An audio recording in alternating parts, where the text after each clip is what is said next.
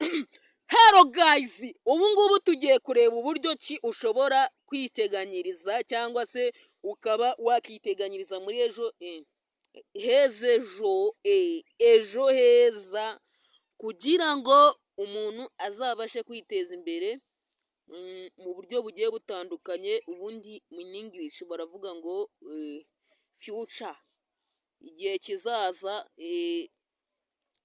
Hanyuma ukaba wakiteganyiriza cyangwa se ukaba wakizigamira, reka tubivuge mu kinyarwanda gisesuye, ukaba wakizigamira cyangwa se ukazigamira uruzingo rwawe, ukazigamira umwana wawe uzabyara kugira ngo azaze yiteza imbere, niyo we wagwengera azasigare afite ikimurera 5 kuri 5. Ibyo bintu bahora babidushishikariza Abanyarwanda ndetse n'igihugu muri rusange kugira ngo ibintu bikomeze bibe show fresh 5 kuri 5.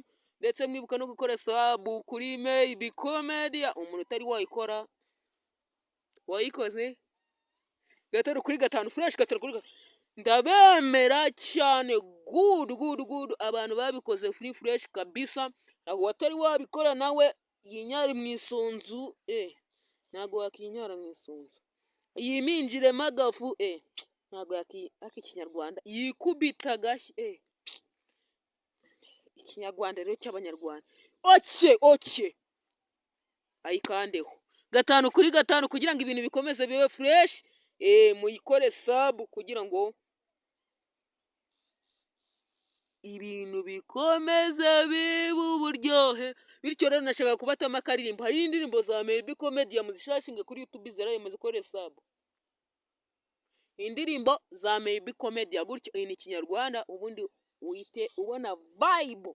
5 kuri 5 Maybe, abatazi kubyandika i na ba fresh. 5 kuri 5 Comedy, kora search ubona vibe, sub, comment, share fresh. 5 kuri 5 ibintu bikaba uburyohe fresh. 5 kuri 5 ibindi tuzaba tubiganira ubutaha. Ndabemera kandi ndabakunda. 5 kuri 5.